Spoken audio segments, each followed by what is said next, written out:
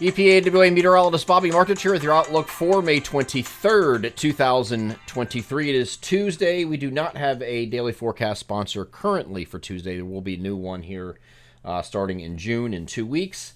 So no sponsorship for today, so we're going to get right into the video, and we're going to be discussing the next couple of days, obviously, but also a closer look at the holiday weekend.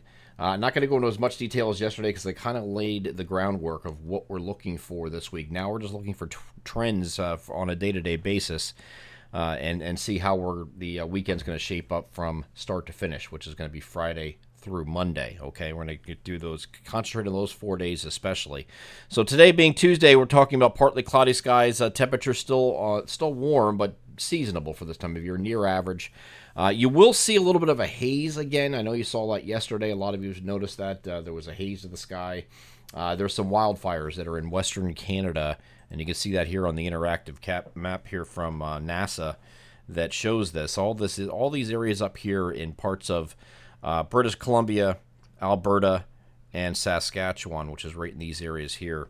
We're having a plume of smoke coming from that. It's being carried by the jet stream because the flow from the jet stream right now is right across these areas and right down here in our area. So with that northwesterly flow aloft, it's dragging the smoke eastward, very far eastward, in some cases 3,000 miles eastward. So there's a lot of smoke with these, and we're getting some the sky is being obscured by these at times here in our area, and that's why you get that haze. You have some very vibrant sunsets, sunrises and sunsets as a result of that, but it is going to be something is going to be continuing again today, and to some extent on Wednesday, although we do have a cold front moving toward us that might temporarily alleviate that, but I think the end of the week we'll be right back at it again.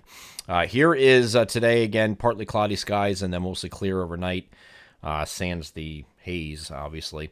And then we have a cold front that's going to approach here on Wednesday. Wednesday is going to be a warmer day ahead of it because you have a southwesterly flow out ahead of this frontal boundary before it moves in.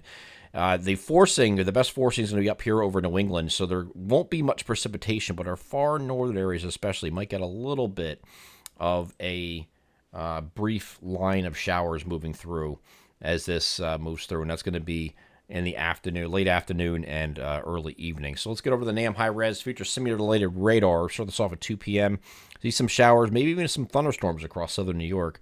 But as it crosses into Pennsylvania, just a few showers here, quick line of showers, and it moves southeast and just kind of fizzles and falls apart. So this is all the way down to 9 p.m. It has it getting all the way down to the I-78 corridor before it just completely fizzles. So anywhere north of 78, along and north of 78, you can see some showers. And if you're lucky enough to see one, that is going to be a very good thing. Even though it's not going to be much, you're not looking at a lot of precipitation here going forward over the next couple weeks here. It looks like it's going to be a continuation of the dry. So we can certainly need it, certainly use it, because we are falling behind here again, even though we caught up at the end of April in most places. So we're falling behind again, and we'll take any little bit we can get, but this is not going to be very much with this cold front as it moves through. And on the opposite side of that front, we're going to be much cooler on Thursday and Friday, but just slightly below average, and temperatures on either side of 70 here on Thursday, and then in the lower 70s here on Friday. So still very nice days, obviously. So let's go, let's go beyond this, and we're going to take a look at the high pressure that's going to be moving in. It's sitting over the Great Lakes here on Thursday and Friday. Now, the southeastern U.S. coastline is what we have to watch. There was a time that the National Hurricane Center was considering subtropical development with this. We're kind of leaning against that now. We're going away from that idea. But there's this mess along the southeastern U.S. coastline that we were looking at yesterday, or some possibility that this could be dragged northward by an upper-level low that was over the region. But the latest European model is keeping this south of the region, okay? The precipitation to keep south, and, might get up to, Sunday night and Monday, get up to Maryland and Delaware in our southern areas, but it doesn't bring it any further north than that, okay? And this goes into Tuesday before this finally exits here on the European model. So in this case, most of us will be high and dry, okay? So the trend today, as of the models that ran on Monday anyway, were to keep this further south. This is the European model being shown right here. This is the Canadian model, kept it very far south and offshore, and nobody gets anything from this the entire time. The entire weekend is nice, and there's a lot of sun with this, and because of that, temperatures are a lot warmer. Now, I will say, with this being this close, if it's going to be this close to our region, you're going to have, even if you don't get rain, you're going to have clouds, more clouds than sun, which is going to limit temperatures a little bit. So it's not like you're going to be, okay, we're not getting rain, it's going to be a great weekend. You're still going to have clouds to deal with, I think, if this is close enough. If it's a little bit further south, you might have a little bit more in the way of sun, and then temperatures going up. So the temperatures over the weekend on your app forecast and everything else are going to change depending on where this exactly sets up. If it's further south, it's going to be warmer because you're going to have more sun.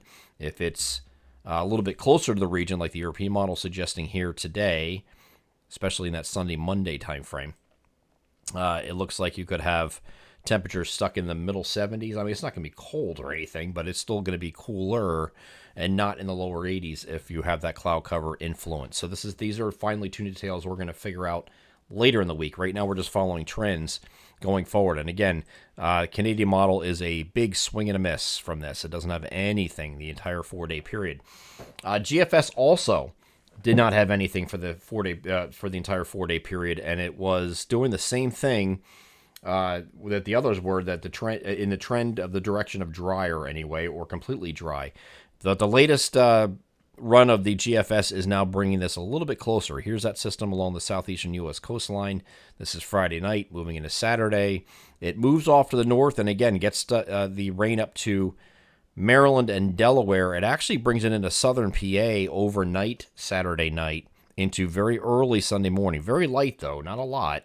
And then after that, it's fine for the rest of Sunday, but you're going to have a lot of clouds to deal with. And then Monday, late in the day, you could have just a passing shower. It's not right, and most of it's hanging out here in the over the Appalachians here in the Piedmont. So, in that case, we would be still pretty good in the GFS scenario.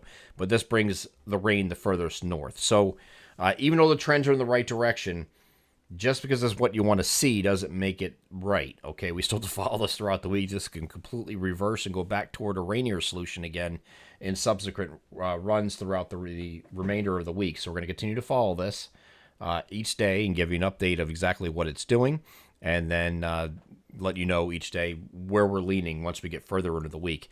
And the big difference today between what was showing yesterday, this is the upper level low in the wake of that cold front coming through on Wednesday night. And it had it sitting up over northern New England and then retrograding off to the south and west, which was able to catch this moisture and bring it northward. And that's what it was doing yesterday. Today, it is not doing that. Watch this upper level low right here. This is where it is. And you'll notice that as they move this forward, it does not retrograde. It just keeps going off the coast and out. So that way, the precipitation is kept south of the region instead of coming northward, because there's no branch between these two. And in fact, these yellows that you're seeing in here and some oranges is actually ridging that's moving in over the weekend, which means more warmer temperatures as long as this remains off to the south. And there's nothing to bring it off to the north in this case. So we'll continue to follow these trends for the next couple of days and give you updates every single day of what it's doing, just so we can plan and micromanage. We're going to micromanage this weekend, okay? Because there's a lot of things going on. People have plans, and it's the holiday weekend. But I will say that both temperatures and precipitation are still undecided. We did trend in the right direction on Monday. We'll see where we go on Tuesday with the next video forecast update that I give. I'm EPAWA meteorologist Bobby Martich. That is your outlook for May 23rd, 2023. Have a great Tuesday.